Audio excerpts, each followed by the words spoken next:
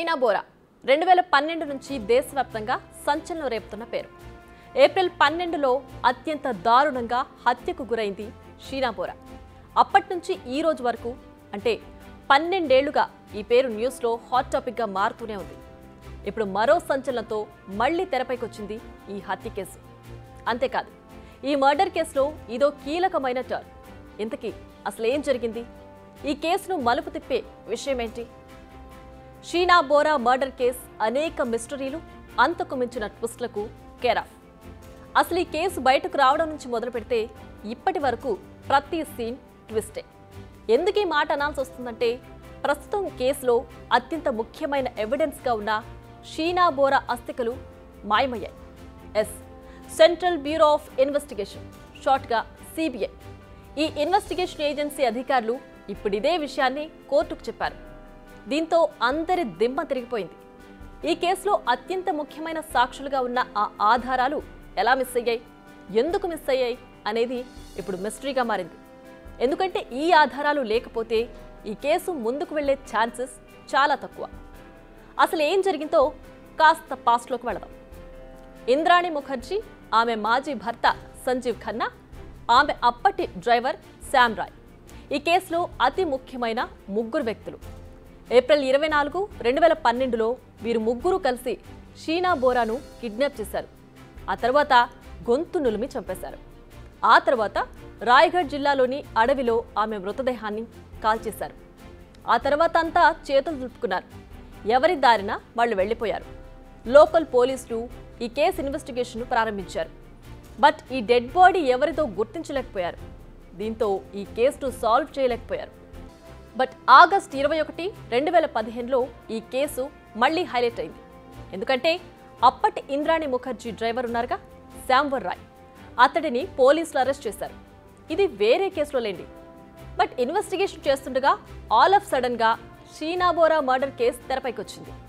2012లో తాము చేసిన దారుణాన్ని దాచుకోకుండా కక్కేశాడు. దీంతో నేషనల్ వైడ్గా ఈ కేసు ఒక్కసారిగా హైలైట్ అయింది.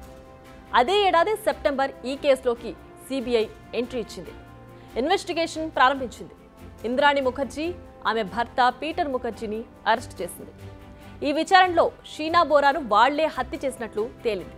అంతేకాదు, పీటర్కు మరో భార్య వల్ల కలిగిన కొడుకైన రాహుల్తో షీనా బోరా రిలేషన్షిప్లో ఉండడం నచ్చలేదు. అందుకే షీనా బోరాను హత్య చేసినట్టు తేల్చారు అధికారులు. ఇక అప్పటి నుంచి వాదోపవాదాలు జరుగుతూనే ఉన్నాయి. ఇంద్రాణికి 6.5 ఏళ్ల తర్వాత 2022లో బెయిల్ ఇచ్చింది సుప్రీంకోర్టు. కానీ ఇంకా కేసు ఎటూ తెమలేదు. నిజానికి కేసు ఇంత సంచలనం కావడానికి పీటర్ ముఖర్జీ, ఇంద్రాణి ముఖర్జీ. ఎందుకంటే వీరు ఐఎన్ఎక్స్ మీడియా అధిపతులు. అప్పట్లో దేశవ్యాప్తంగా ఈ మీడియా ఓ సంచలనం. అందుకే దేశం మొత్తం ఈ కేసుపై కాన్సంట్రేట్ చేసింది. అయితే షీనా బోరా మర్డర్ కేసులో ప్రతిదీ ఆలస్యంగానే వెలుగులోకి వచ్చింది. ఏప్రిల్ 24, 2012లో మర్డర్ జరిగితే మే 21 వరకు కానీ ఆ మృతదేహాన్ని గుర్తించలేదు. ఓ రైతు మామిడి పండ్ల కోసం వెళితే అక్కడ సూట్ కేసు కనిపించింది. దాన్ని తెరిచి చూస్తే కాలిపోయి కుళ్ళిపోతున్న స్థితిలో ఉన్న మృతదేహం కనిపించింది.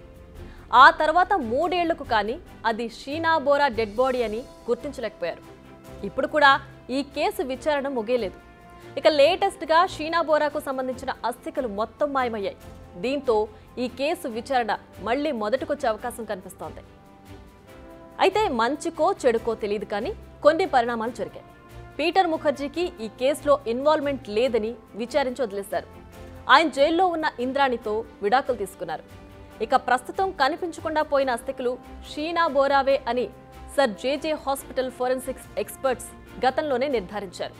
అయితే మరోసారి ఆ అస్థికలను ఆ డాక్టర్స్ చూపించి విచారించాలని లాయర్ కోరారు. దీంతో ఈ అస్థికలు మిస్ అయిన వ్యవహారం వెలుగులోకి వచ్చింది. దీంతో ఇంద్రాణి తరపు లాయర్లకు మరో అస్త్రం దొరికినట్లయింది. అస్థికలు లేకున్నా విచారణ కంటిన్యూ చేయొచ్చని సిబిఐ చెప్తోంది. అలా ఎలా చేస్తారంటూ ఇంద్రాణి తరపు లాయర్లు వాదిస్తున్నారు. ఇరు వర్గాల వాదనలు విన్న కోర్టు జూన్ 27కు విచారణను వాయిదా వేసింది. మరి కోర్టు ఎలాంటి నిర్ణయం తీసుకుంటుంది? అస్థికల అవసరమా, అనవసరమా అనేది నిర్ణయిస్తుందా?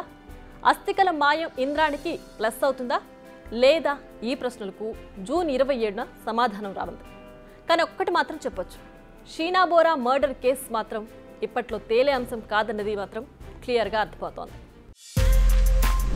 బిగ్ టీవీ అవుట్లుక్ కథనాలు నచ్చితే వెంటనే బిగ్ టీవీ ఛానల్ ను సబ్స్క్రైబ్ చేయండి.